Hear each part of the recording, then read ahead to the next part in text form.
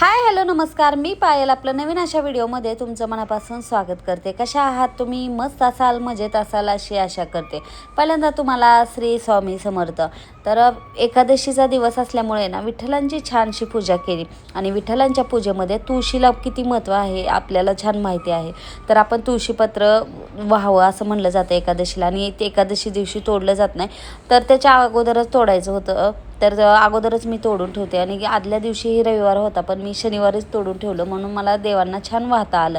तर छान विठ्ठलांना आहे ना तुळशीची माळ घातली आहे आणि तुळशीचं माळ तर आपण घालतो. त्याचबरोबर जे अन्न शिजवतो ना त्याच्यातही आपल्याला तुळशीपत्र टाकायचं असतं.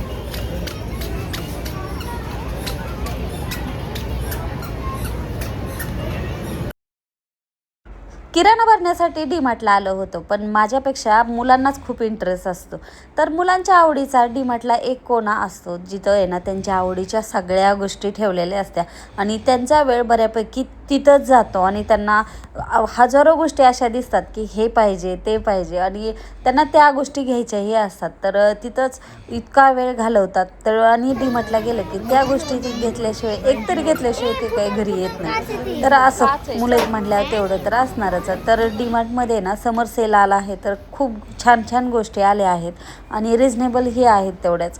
तर डीमार्टवरून आहे ना हा मी झाडू म्हणा की एक स्पॉन्ज म्हणा इतका छान आणला आहे आणि त्याने आहे ना व्यवस्थित निघतं. आता किती दिवस हे होते माहीत नाही, पण आहे ना म्हटलं तर आणला आहे तर चला घराची साफसफाई करून घ्यावी. आणि आहे ना इतक्या जाळ्या होतात कधी कधी आहे ना डोळ्याला पण दिसत नाही, फक्त दुसरं काही धूळ आणि जाळ्या हेच तेवढं आहे. त्यामुळं तर आपल्याला आठवड्यातून क्लिनिंग करावी लागते.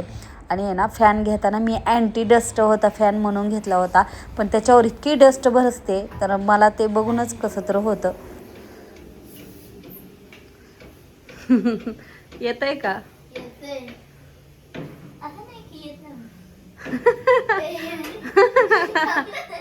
येत नाहीये तुला? बघ तोडून काढशील तू.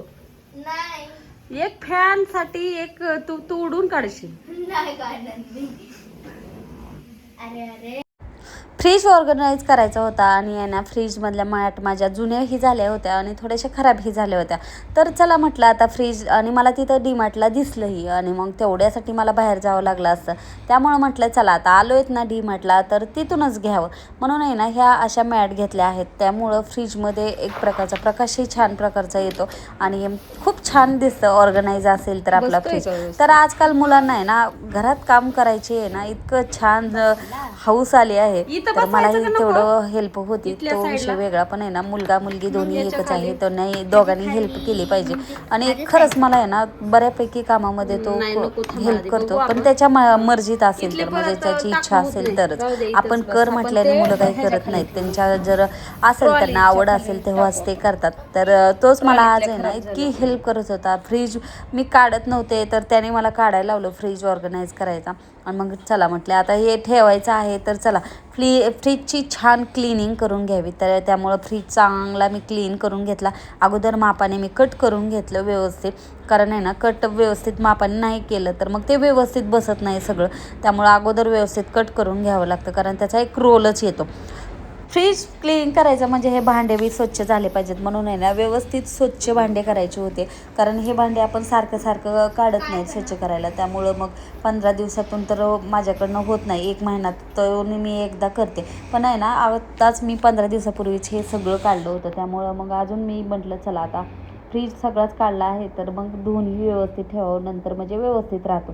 त्यामुळं मग फ्रीजला मी आहे ना अगोदर क्लीन करून घेतलं, लिक्विड टाकलं आणि लिक्विडनं थोडंसं एवढं काही खराब झालेलं नव्हतं, तरी पण आहे ना आपला काही हात राहत नाही व्यवस्थित असं आपल्याला पुसायचं असतं घासायचं असतं. तर तेच मी छान क्लीन करून पहिल्यांदा घेतला आणि त्यानंतर मग जे धुतलेल्या काचा ते होते ते अगोदर लावून घेतल्या, कारण काचा आहे ना बाहेर ठेवल्या की ते लगेच असं भीती वाटते की मुलं फोडून टाकतील.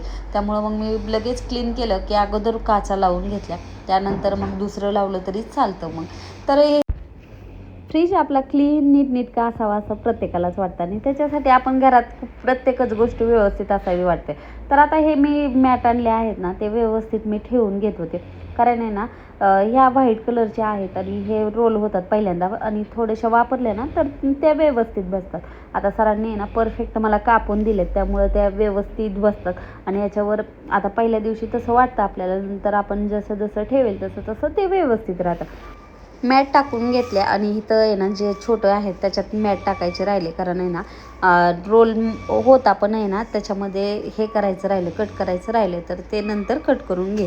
तर आता इथं आहे ना मी व्यवस्थित ठेवून घेतलं आणि मग लगेच मी सगळं ऑर्गनाईज करायचं ठरवलं. तर ऑर्गनाईज केल्यानंतर मी फ्रीजमध्ये काय काय ठेवते तुम्हाला दाखवते. वरच्या साईडला ड्रायफ्रूट ठेवले आहेत, तिथं मोझरेला चीज आहे, मसाले अख्खे आहेत जे फोडलेले नाही आहेत, त्याच्यामध्ये कलर, फूड कलर, आणि मी जे फ्रीजमध्ये आहे ना साई मी फ्रीजरमध्येच ठेवते, तर ती साई ठेवलेली आहे आणि मटार ठेवले आहेत. आणि इथे आहे ना बाकीचे माझे सगळे खडे मसाले असतात, खाली अंडे असतात, परत जे मी छोटे छोटे आपल्याला गोष्टीला वाटण लागतं, सुकं वाटण किंवा किंवा सुंटाची पावडर त्या ठेवल्या आहेत, जायफळाची पावडर ठेवली आहे, थोडंसं कस्टर्ड माझं जुनं होतं तर ते मी बाजूलाच ठेवलं आहे. आणि इथं बडीशोप आहे, तीळ आहेत आणि आपलं घरातले मसाले, त्यानंतर केचप आणि तुळशीची पानं मी अशी ठेवते. म्हणजे तुळशीची पानं आपल्याला दररोज पूजेमध्ये लागतातच, तसंच आपण नैवेद्य ठेवतो तिथंही लागतात त्यामुळं. आणि आहे ना इथं जेवढं मला आहे ना पसारा कमी करता येईल तेवढं करते, पण आहे ना एवढा पसारा फ्रीजमध्ये बसतो ना, त्यामुळं आपल्याला कधी कधी असं होतं की एवढा पसारा असतो फ्रीजमध्ये आणि बसतोही तेवढा दिसत नाही, पण एवढं पसारा फ्रीजमध्ये बसतो आणि आपल्याला सगळं छान ऑर्गनाईज करता येतं. आता मी फ्रीज छान ऑर्गनाईज केलं आहे, मलाच खूप आवडला. आता भाज्या आहे ना मला आणायच्या होत्या, थोड्याच भाज्या शिल्लक राहिल्या होत्या आणि दही ते सगळं तर लागतं. वरच्या साईडला मी रिकामा ठेवला आहे, जेणेकरून जे आपलं दूध ते असेल ते पुढं बसतं. आणि इथं दही, आपल्या घरातल्या चटण्या ज्या खराब होतील त्या मी तिथं ठेवते. तर असं छान ऑर्गनाईज आता मी फ्रीज केलं आहे. भाज्या फ्रूट्स मी अजून आणल्या नाही, तर ते आणल्यानंतर मग तर फ्रीज आहे ना एकदम भरून जातो. मी बनवायला घेतला होता ढोकळा. तर ढोकळा आहे ना आजकाल तर मुलांना तर आवडतोच, पण आहे ना खूप छान आणि आमच्या घरामध्ये सगळ्यांनाच आवडतो. आता हा ढोकळा आहे ना एकदम इन्स्टंट तयार होतो, त्यामुळे आहे ना जास्त मेहनतही करावी लागत नाही, पण आहे ना खायला एकदम स्पॉन्जी बाहेरच्यासारखा ढोकळा तयार होतो. त्यामुळं मी आहे ना हा शक्यतो घरीच बनवते, बाहेरून काही मी कधी ढोकळा आणतच नाही. तर असं ढोकळा करण्याची माझी ही सोपी पद्धत मी आज तुम्हाला सांगते.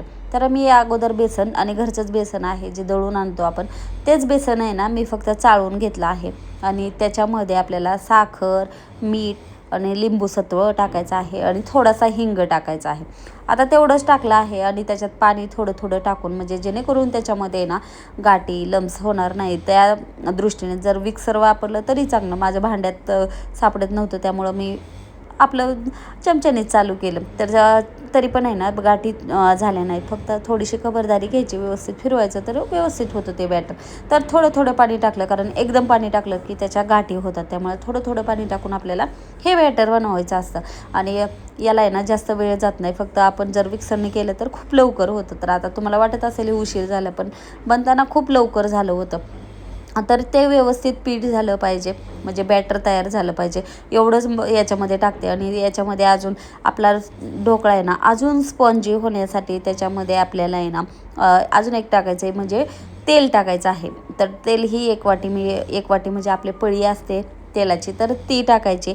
त्याच्याने आहे ना असा घशामध्ये गेल्यानंतर असं कोरडा कोरडा लागत नाही, तर ते छान लागतं. त्यामुळं तेल ही एक आपले पळी टाकलं आहे आणि ते बॅटर व्यवस्थित आपल्याला करून थोड्या वेळ तसंच झाकण ठेवून ठेवायचं आहे. तर अशा पद्धतीने ना आपण केला ढोकळा तर मुलं खूप आवडीनं खातात आणि खरं आपल्यालाही आवडतो. तर आता मी हे बॅटर तसंच ठेवून दिलं आहे.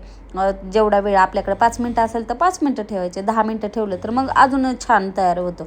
तर इथं आहे ना हे ढोकळ्याचीच प्लेट आहे, जे मी इडली पात्र आणलं होतं त्याच्यामध्येच हे ढोकळ्याच्या प्लेट मला मिळाल्या आहेत, तर मग मी त्याच्यातच करते शक्यतो. आणि हा घरातला आपला साधा सोडा आहे, इनो काय नाही आहे, साधा सोडा आहे.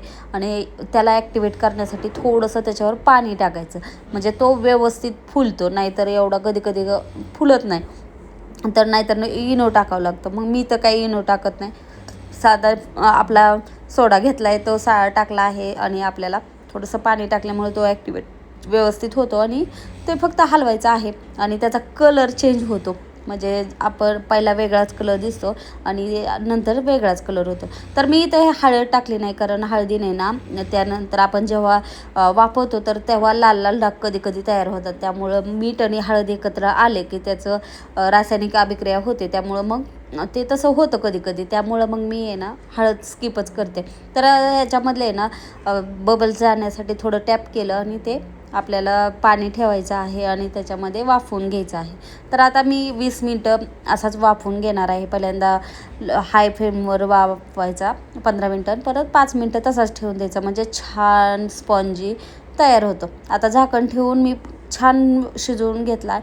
तर तुम्हाला पुढे दाखवते मी कसा एकदम छान असं झाला आहे. आणि त्याच्यात आपल्याला तुम्हाला आवडत असेल तशी फोडणी करायची. नुसती जिरी मोहरीची कोण कोण करतं, कोण कोण पाणी टाकून करतं. आता मला पाणी टाकून एवढी आवडत नाही. आम्ही फक्त जिरी मोहरी तेलात टाकून हिंग थोडासा आणि मिरची आणि वरतून मी कोथिंबीर पसरवली. तर पापड्या ही करत आहे मी उन्हाळ्याच्या. थोडं थोडं चालू आहे माझं, कारण उन्हाळी काम म्हटलं की थोडं केलं ना तर मग आपल्याला वर्षभर खाता येतं, नाही तर मग वर्षभर कसं खाणार. तर बघा ढोकळा इतका छान स्पॉन्जी झाला आहे. तर व्हिडिओ कसा वाटला नक्की कमेंट करून सांगा. आवडला तर लाईक करा, शेअर करा, सबस्क्राईब